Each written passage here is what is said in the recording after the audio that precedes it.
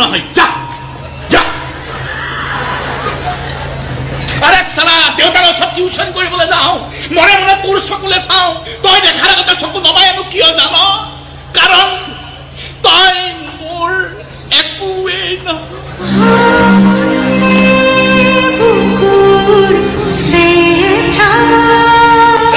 বিয়া হৈ গুচি গৈছিলি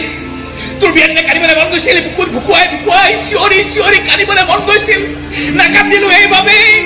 যে তই মোৰ একোৱেই